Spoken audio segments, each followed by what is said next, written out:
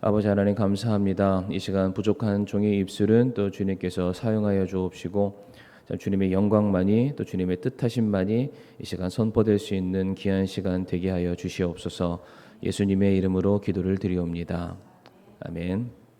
오늘은 사도행전 16장 16절부터 24절까지 말씀 통해서 성도가 해야 할 근심이라는 제목으로 함께 말씀을 나누도록 하겠습니다. 2차 세계대전 당시 전쟁으로 말미암아 죽은 수많은 사람들이 있는데 특별히 미국에서의 그 군인이죠. 청년들의 숫자만 무려 30만 명에 달하는 사람들이 목숨을 잃었다고 합니다. 안타깝죠. 그런데 이보다 더 안타까운 사건이 있는데 그러니까 자기의 아들과 남편을 전쟁터에 내보내고 근심과 염려 때문에 심장병으로 죽은 그의 가족들이 무려 100만 명에 이른다고 합니다. 그러니까 사람을 병들고 죽게 만드는 질병 원인 중에 하나가 꼭 무슨 사고가 나거나 어떠한 또 다른 질병이 아니라 근심 때문에 얼마든지 사람이 죽을 수 있다. 우리가 꼭 죽는 것까지는 가지 않는다 할지라도 근심이 지나치면은 위가 아프고요. 때로는 두통이 일어나고 설사가 나기도 하고 온 몸에 두드러기가 일어나기도 합니다. 그리고 이 근심, 요즘 말로는 스트레스라고 말을 하는데 이것 때문에 지금 기하급수적으로 발병하고 있는 것이 암이기도 합니다.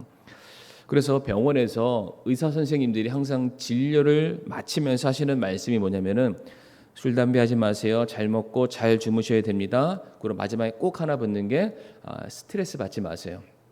그냥 마음 편하게 그냥 그렇게 지내시면은 아마 건강해지실 겁니다. 이런 말을 꼭 붙여주시게 되죠. 그러니까 술, 담배뿐만 아니라 우리가 항상 늘 주의하고 조심해야 되는 것이 바로 근심, 걱정, 염려 바로 이런 부분이 될 텐데 참 이 근심이라는 이 키워드가 성도에게는 참 적절하지 않는 그런 단어인 것 같습니다. 그래서 주님께서도 근심 가운데 살아가고 있는 성도들을 향해서 요한복음 14장 말씀 보게 되면은 너희는 마음에 근심하지 말라 하나님을 믿으니 또 나를 믿으라. 예수님께서도 너희들 근심하지 말아라라고 말씀하고 계시고요. 사도 바울 역시 아무것도 염려하지 말 것을 우리들에게 가르치고 있고 또 사도 베드로 역시 너희 염려를 다 주님께 맡겨라. 염려하지 말아라. 근심하지 말아라라고 성경에서 여러 차례 근심에 대해서 하지 말아야 될 것을 강조를 하고 있습니다. 자, 그런데 오늘 본문 18절 말씀을 한번 보시게 되면은 바울이 근심하였다라고 되어 있습니다. 그러니까 근심하지 말라고 가르쳤던 사람이 오늘 본문에서는 근심하고 있는데 대체 바울은 왜 근심을 했을까? 저는 오늘 이 말씀을 가지고 성도가 해야 될 근심 세 가지를 함께 말씀을 통해 찾아보길 원하는데 첫 번째로 사도 바울이 근심했던 이유가 있는데요. 그것은 다른 것이 아니라 바로 하나님의 이름이 만홀히 여김을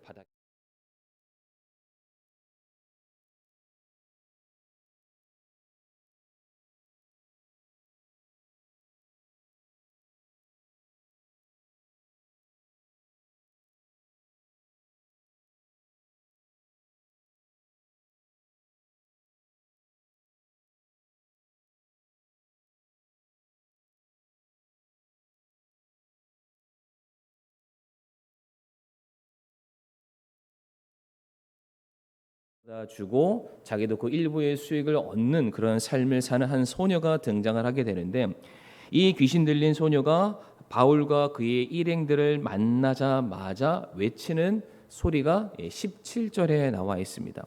17절 말씀 보게 되면 바로 그 소녀가 바울과 우리를 따라오며 소리질러 이르되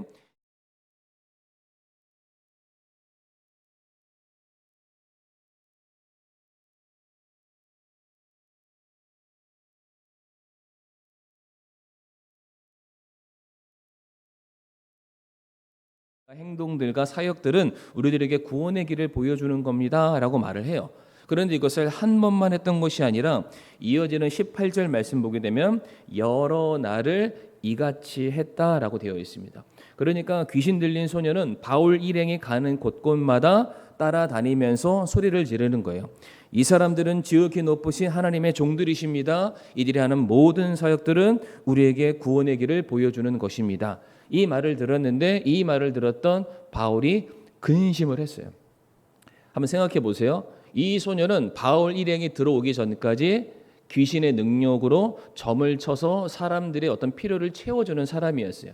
그러니까 좋든 싫든 이 여인 자체, 이 소녀 자체는 많은 사람들에게 영향력을 주고 있는 그런 사람이었습니다. 그러니까 그 사람이 바울 일행을 보면서 이 사람은 지극히 높으신 하나님의 종이고 이 사람이 하는 모든 일들은 구원의 길과 연관이 있습니다. 간접 홍보잖아요. 그렇죠? 그러니까 오히려 내가 좋아하는 사람은 아니지만 나를 싫어하는 사람이지만 나와 결이 맞지 않는 사람이지만 이 사람이 나에 대해서 무엇인가 다른 사람들이 알 수 있도록 말을 해주고 있네. 고마운 마음도 아마 있어야 될지 않을까 생각이 드는데, 바울은 이 말을 듣고서 근심했어요. 그 이유가 무엇이냐? 오늘 본문에 이 여인이, 이 소녀가 지극히 높으신 하나님의 종, 이 말이 우리가 이해하고 우리가 읽기에는 마치 바울이 지금 선포하고 있고 우리가 믿고 있는 하나님을 말하는 것처럼 보여집니다.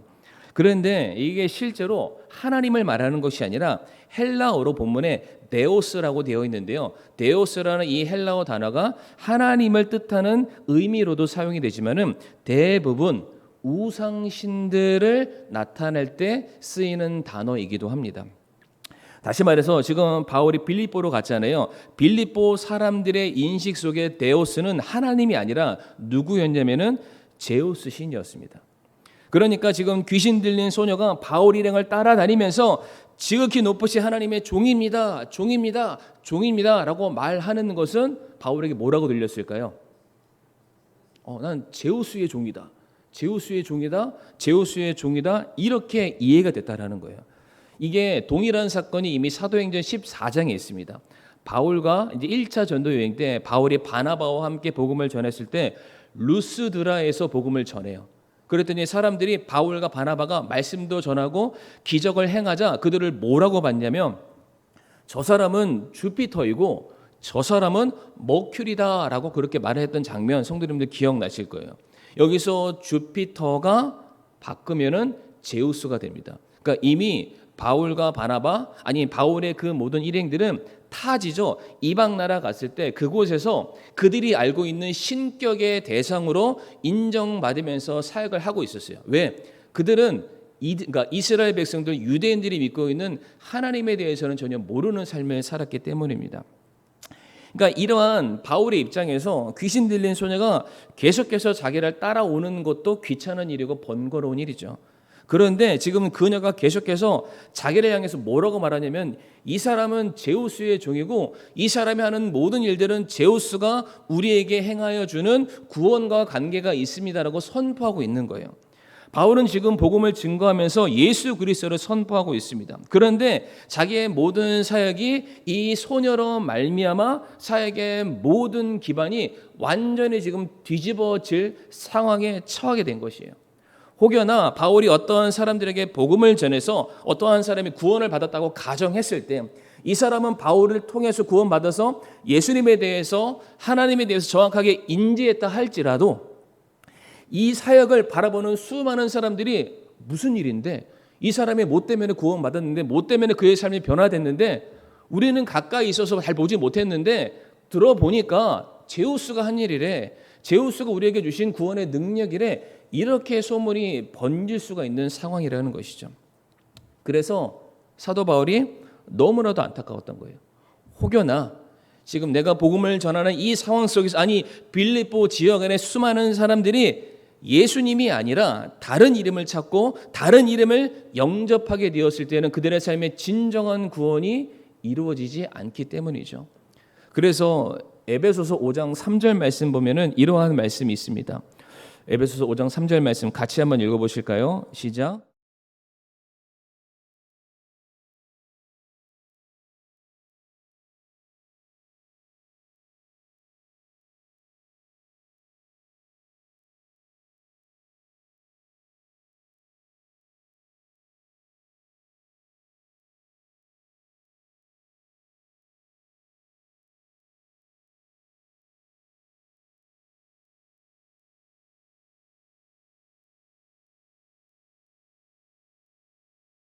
그들은 진정으로 구원받기 위해서 온 것이 아니라 그들의 삶의 필요를 채운받기 위해서 몰려왔던 사람들이었고 예수님이 나 그거 너희들 위해서 챙겨주러 온 거 아니야 라고 말했을 때 다 떠나는 사람들이었어요. 그러니까 기본적으로 사람들의 마인드 속에서는 예수님을 찾거나 어떤 신을 찾는 것은 자기의 필요를 찾고 자기의 필요를 채움받기 위해서 온 사람들인 거죠. 그런데 그런 사람들이 잘못된 이름으로 말미암아 자신들의 삶의 필요가 채워지는 일들이 일어나게 된다면 예수님의 구원의 사역이 폄하되는 거잖아요.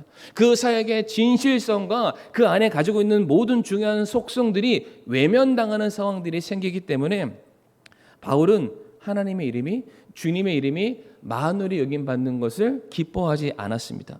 그래서 옆에서 대신해서 간접 홍보를 해주고 있음에도 불구하고 절대로 안 된다. 그것을 근심하면서 예수님을 대신할 그 어떠한 이름도 하나님이 우리에게 주신 적이 없다. 오직 예수 그리스도의 그 이름만이 우리를 구원할 능력이 있음을 선포하고 싶었던 것이죠. 그래서 사도행전 4장 12절 말씀인데요. 같이 한번 읽어보겠습니다. 사도행전 4장 12절 말씀 시작.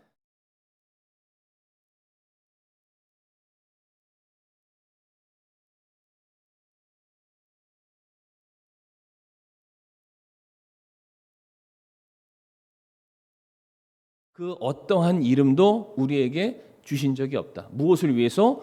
구원을 위해서. 그런데 성도님들 이 4장 12절 말씀을 간단하게 설명드리면 이 말을 누가 썼냐면은 쓴 거는 이제 누가가 썼죠. 그러나 이 말을 고백했던 사람은 베드로였습니다. 기억나실 거예요. 이제 베드로가 성전 미문에 앉아있던 안전뱅이를 고치고 나서 사람들에게 수많은 복음을 선포하면서 사람들이 막 천지개벽하는 막 변화의 일이 막 일어나게 되자 그 성전에 있었던 그 주인들과 제사장들과 바리새인들과 막 찾아와서 베드로를 붙잡아 감옥에 가뒀어요. 그런데 딱히 형벌을 줄 만한 근거가 없으니까 딱 한마디 협박을 했습니다. 내가 너 풀어줄 건데 다시는 밖에 나가서 예수의 이름은 부르지도 마, 가르치지도 마. 그 말을 한 상황이었어요. 근데 그 말을 듣고서 베드로가 한 말이에요. 다른 사람 안에는 구원이 없나니 하늘 아래서 우리를 구원할 이름을 사람들 가운데 주지 않으셨습니다.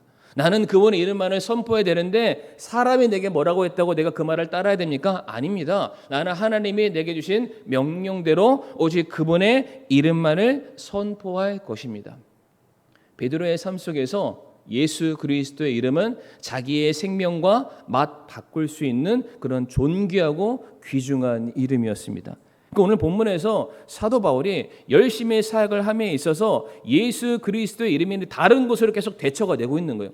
돈이 있으면 구원받는데, 건강 있으면 구원받는데, 세상에서 성공하면 구원받는데, 자꾸만 이상한 이야기들이 들어오기 시작하니까 그 얘기를 들으면서 근심하는 거예요. 그런 것들이 진정한 구원이 아닌데 오직 예수님만이 구원이신데 왜 이상한 말들을 사람들이 자꾸만 하는 것일까? 너무나도 안타까웠어요. 그래서 결과적으로는 바울이 그 자리에서 담대하게 복음을 외치게 되죠. 그런데 저는 오늘 이 말씀을 묵상하면서 뭘 생각했냐면, 그러니까 예수님을 모르는 사람들, 이 세상 사람들이 예수님을 다른 곳으로 빙자해서 말할 수 있다고 저는 그렇게 생각합니다. 그러니까 저는 그렇게 생각을 해요.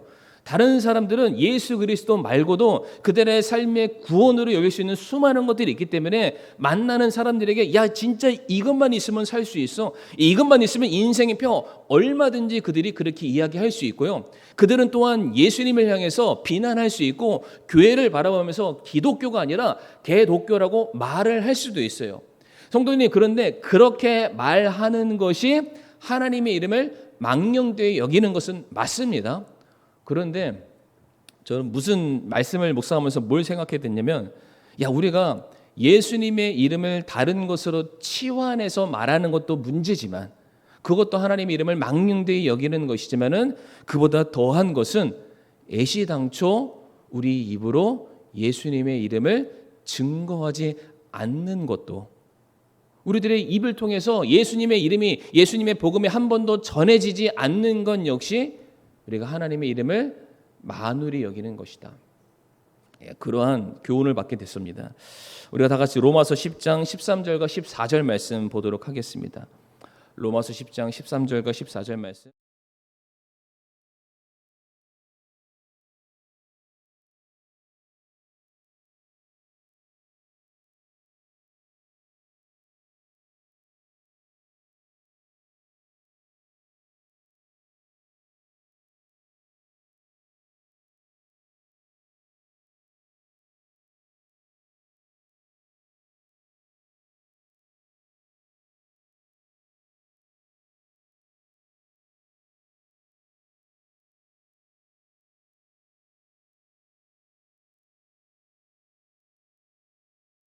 거예요.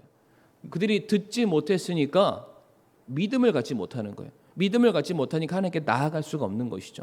그러니까 이 말씀은 철저하게 믿지 않는 사람을 향한 말씀일 수도 있지만은 또 반대로 믿음이 있다라고 자부하는 성도들에게 주시는 하나님의 말씀이기도 합니다. 그러니까 우리가 그냥 세상 사람들처럼 예수님의 이름을, 하나님의 이름을 다른 곳으로 바꾸는 것도 망령되이 여기는 것이지만은 우리 입으로 단 한 번도 주님의 이름과 그분의 사역에 대해서, 십자가의 복음에 대해서 선포하지 않는 것, 그것도 주님의 이름을 만홀히 여기는 것이고, 그러한 삶을 살아가고 있는 우리들의 모습과 어떠한 성도들의 모습을 바라봤을 때 우리는 그것을 보고서 근심해야만 하는 것입니다.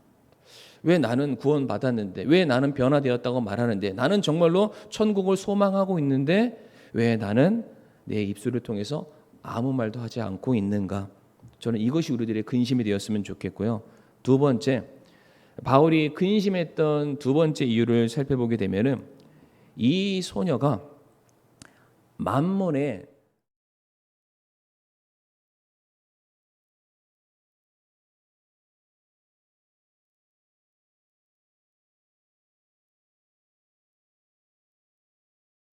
16절 말씀을 다시 한번 눈으로 보시게 되면은 이 소녀는 자기에게 있는 능력이죠. 그 귀신의 힘으로 다른 사람들이 궁금해하는 것들을 설명해 주는 걸로 그녀가 어떤 일정한 보수액을 받게 된다고 되어 있습니다. 그런데 그 돈은 오롯이 이 소녀의 것이 아니라 그녀를 고용한 여러 사람들의 몫으로 다시 배분이 됩니다. 그런데 성도님들, 우리가 알아야 될 게 뭐냐면, 원래 이 성경 시대 당시에 귀신 들린 사람은 격리의 대상이었어요. 왜? 악한 영에 사로잡혔기 때문에 예측 불가한 행동을 할 수 있기 때문입니다. 그 성경 말씀이 기억나실 텐데, 예수님께서 명해서 그 몸에서 귀신이 쭉 나가서 돼지 떼로 들어가서 바다에 빠졌던 사건 기억하시죠? 몸에 온갖 쇠사슬을 그 사람을 억박해도 그것을 다 풀어 헤치고 사람들을 공격했던 그런 장면이 있습니다. 그래서 원래 귀신 들린 사람은 격리의 대상이었어요. 그런데 오늘 본문에 이 소녀의 경우에는 예외였습니다. 오히려 이 소녀를 고용한 사람이 한 사람이 아니라 여러 사람이었다라고 말을 하고 있죠. 이 말인즉슨 굉장히 많은 사람이 이 소녀를 찾았다라는 것을 알 수 있어요. 그런데 마치 우리가 이 말씀만 보면은 이 소녀가 철장 안에 갇혀 있는 어떠한 동물처럼 이용당하는, 그래서 속담의 말처럼, 그러니까 재주는 곰이 부리고 돈은 주인이 가져간다는 것 말처럼, 이 소녀가 귀신 들려서 정신이 온전하지 않은 상태에서 마치 이용당하는 거나 불쌍하게 보일 수도 있습니다. 그런데 저는 이 본문 말씀을 묵상하다가 누가 번뜩 생각났냐면 그 38년 된 병자, 베데스다 연못에 있었던 그 병자가 생각이 났는데, 예수님께서 그 병자를 바라보시면서 뭐라고 말했냐면은 네가 낫고자 하느냐라는 질문을 그 사람에게 던지셨어요. 이거는 진짜 너 낫기를 원해라는 긍정적인 차원에서의 말씀이 아니라 예수님이 부정적인 의문을 가지시고 던지셨던 메시지예요. 너 정말 낫고 싶어서 이 자리에 온 거는 맞아? 라는 그런 질문이었죠. 기억나시겠지만 이 38년 된 병자는 얼마든지 치유를 받을 수 있는 상황 속에 있었는데, 오히려 그 사람은 자기의 질병을 무기 삼아서 하루하루 다른 사람들에게 구걸하는 삶을 살았어요.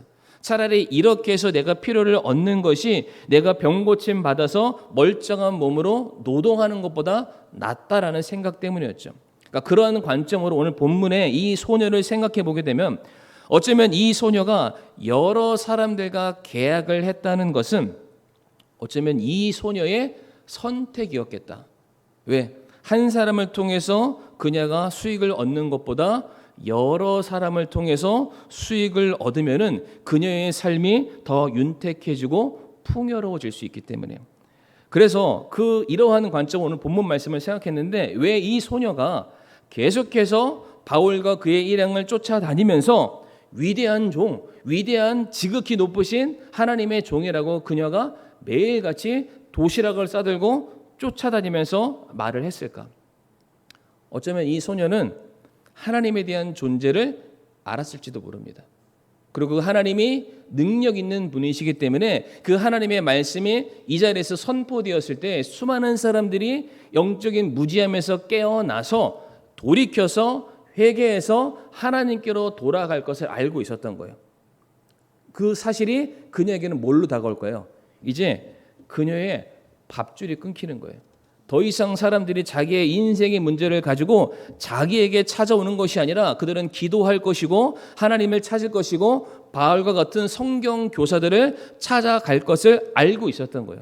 그러니까 더 이상 내 수익이 끊기는 것을 원치 않았기 때문에 이 여인이 가는 곳곳마다 따라다니면서 사람들을 선동시키는 거예요. 가스라이팅 하는 거예요. 현혹시키는 거예요. 지금 바울이 말하는 것은 그가 말하는 하나님이 아니라 우리가 알고 있고 내가 능력받았던 그 제우스 신이다 라는 말로서 계속해서 큰 소리를 외쳤던 것이죠. 성도님들, 지금 이 소녀는 어떠한 근심과 어떠한 염려와 어떠한 고민 가운데 빠져 있던 걸까요? 바로 돈에 대한, 재물에 대한 염려에 빠져 있었던 것입니다. 디모데전서 6장 10절 말씀 보실까요? 디모데전서 6장 10절 말씀 같이 읽겠습니다.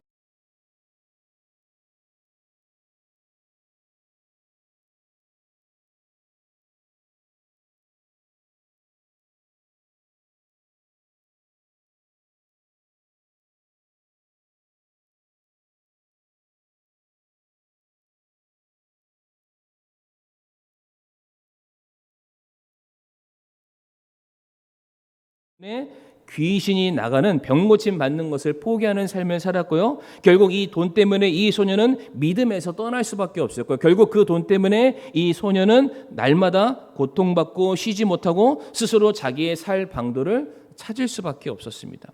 그러니까 그깟 돈 몇 푼 더 벌려고 그녀가 스스로 자기 자신을 뭐로 만들었냐면은 돈의 노예로 만들었던 거예요. 돈 때문에 분별력을 잃어버렸고요. 돈 때문에 믿음에서 떠나게 되었고요. 그 돈을 얻기 위해서 그녀의 삶에는 근심이 계속해서 늘어날 수밖에 없었던 것입니다. 히브리서 13장 5절 말씀 보게 되면 왜 우리가 돈을 탐하고 갈망하는지 이유가 나와 있는데요. 히브리서 13장 5절 말씀에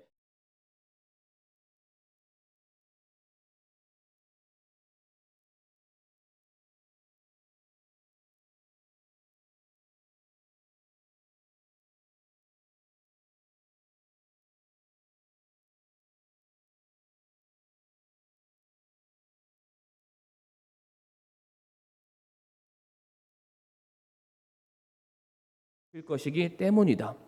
반대로 얘기하면 하나님이 계심에도 불구하고 여전히 우리들의 삶에 탐욕이 끊이지 아니하고 우리들이 가진 것에 만족하지 않는다는 것은 우리들의 삶에 우리가 하나님을 신뢰하지 않는다라는 거예요.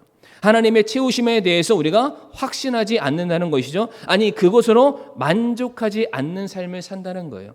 마치 이스라엘 백성들이 그 광야의 행군 속에서 그들의 삶의 모든 필요가 매일같이 끊이지 않고 공급되었음에도 불구하고 그들의 마음속에는 언제나 back to the Egypt였어요. 이집트로 갈래요. 이런 것 때문에 우리가 이렇게 고생하러 나온 거 아니에요? 우리가 이러한 삶 살려고 주님 믿는 거 아닌 거 아시잖아요. 뭐라고 되어 있어요? 하나님을 신뢰하지 않는 사람. 그 사람은 뭘 신뢰합니까? 이 세상에 내 모든 필요를 채워주겠다고 약속하는 만몬의 신을 붙들 수밖에 없다라는 것이죠. 그래서 오늘 본문에 이 여인이 점치는 영에 사로잡혔다. 그것도 맞아요. 그러나 그 여인이 점을 치는 영을 통해서 돈을 얻으려고 했잖아요. 결국 이 여인은 만몬에 사로잡혔던 거예요. 그 돈을 위해서, 그 필요를 얻기 위해서. 그러나 이 소녀의 모습이 오늘을 살아가는 우리들과 별반 다르지 않다. 우리 역시 하나님을 믿는 믿음이 있지만 여전히 탐욕이 넘치고요. 가진 것에 만족하지 못하는 삶을 살기 때문에 몸은 이 자리에 앉아 있지만 여전히 우리들의 마음과 생각 속에서는 다른 것을 외치는 그런 삶을 살지 않을까. 그러니까 그 모습을 바라봤던 사도 바울이 근심한 거예요. 저 소녀가 저 물질에서 자유함을 얻기만 한다면 참된 안식을 누리게 될 텐데. 사랑하는 성도님들, 물론 현실적으로는 힘들겠지만은 우리가 돈을 바라보는 것보다, 돈에 얽매이는 것보다 우리에게 진짜 돈을 주시고 진짜 필요를 채워주시고 우리를 사랑하심으로 모든 것을 약속하신 하나님만 바라볼 수 있는 믿음이 저와 성도님들에게 있기를 바라겠습니다. 그래서 빌립보서 4장 6절부터 7절 말씀에 너무나도 잘 아는 말씀이 있죠. 아무것도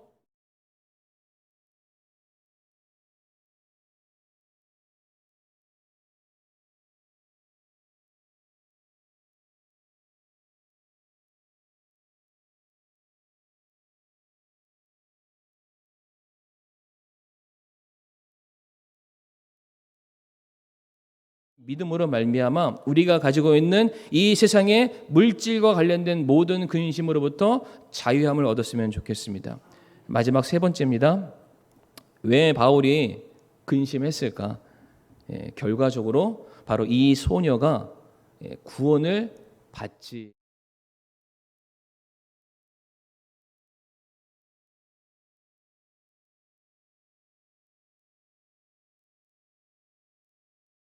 사도 바울이 근심했다라고 했던 그 표현을 제가 조금 더 이해할 수 있었던 그런 장면이 있습니다. 19절 말씀 보게 되면 사도 바울이 이 소녀에게 복음을 선포하게 되자 그 안에 있던 귀신이 내쫓겨 남을 당하게 되죠. 그러니까 구원받게 됐다라는 거예요. 그랬더니 능력을 잃어버렸던 그녀를 통해서 더 이상 필요를 얻지 못하게 된 그 주인들이 즉각적으로 바울을 찾아가서 그를 체포하고 법정에 넘겨버리게 됩니다. 그리고 그 이어지는 말씀들을 보게 되면 매질을 하고 거의 죽도록 만드는 그런 상황이 나오는 거죠. 저는 사도 바울이 이것을 알았다고 생각합니다. 왜?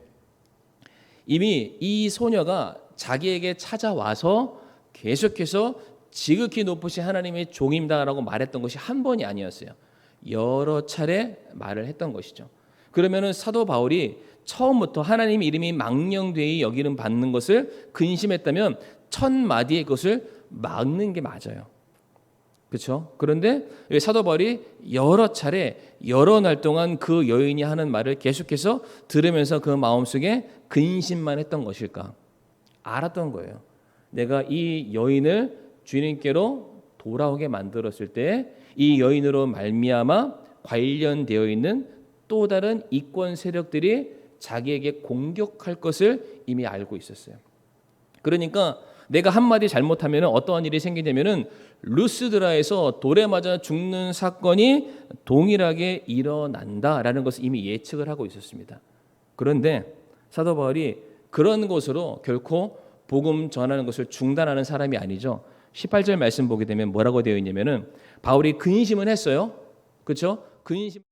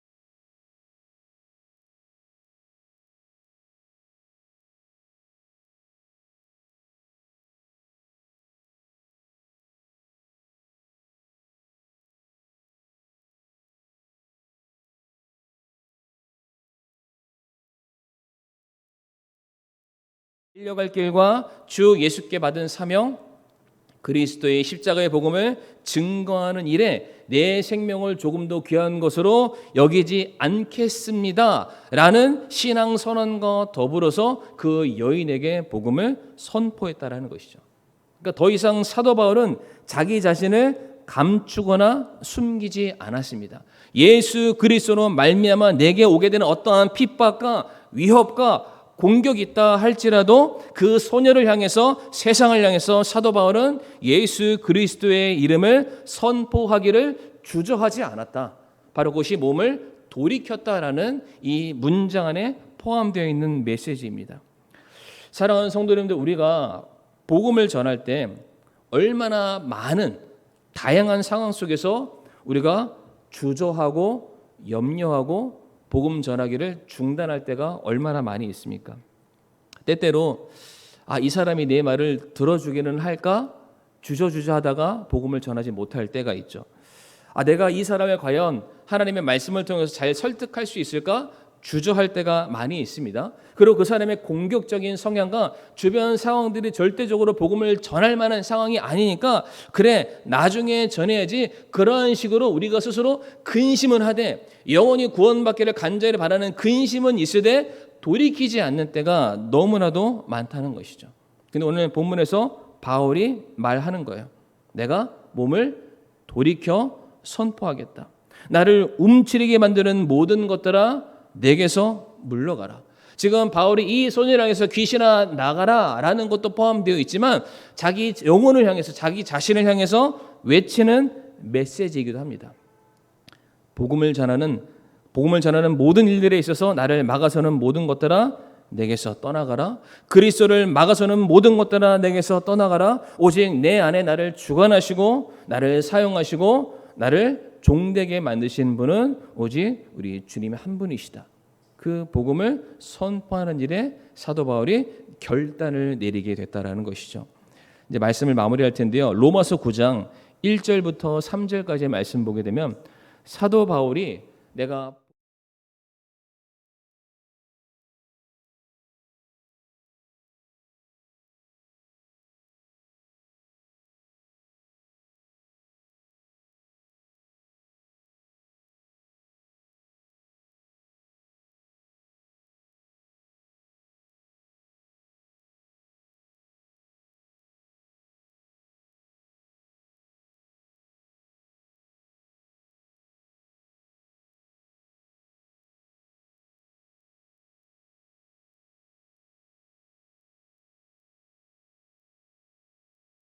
모습을 바라보면서 그 마음속에 큰 근심과 슬픔이 있었다라고 말하고 있습니다. 내 안에서 성령께서 불일 듯 일어나서 나로 말하게 하고자 하는 그 메시지, 복음이 있는데 내가 그것을 전하지 아니하면은 내가 감당하지 못하는 내 마음속에 뜨거움이 있음을 그가 말하고 있다라는 것이죠.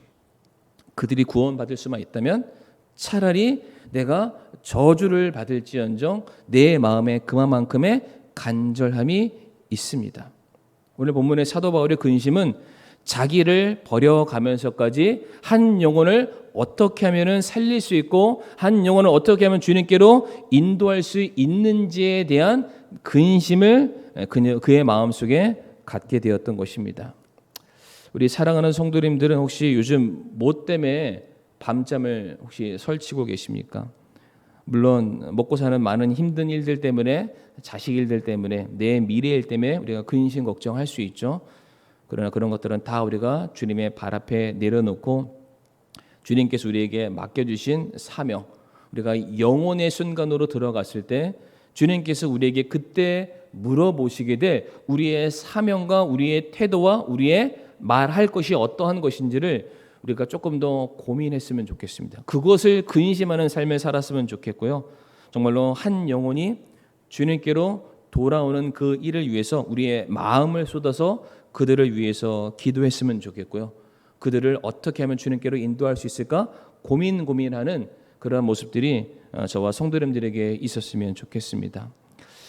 올해 우리 교회 표어가 믿음으로 구령하여 선교하는 해입니다. 이게 그냥 지나가는 표현은 아니겠죠. 이 해에 우리가 조금 더 마음을 쏟고 조금 더 우리들의 삶의 필요들을 쏟아가면서까지 힘써야 될 우리들의 사명이라고 믿습니다.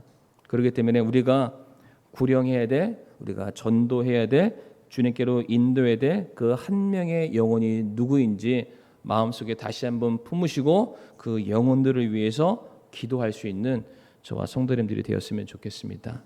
이 시간 함께 잠시 머리 숙여 기도할 텐데요.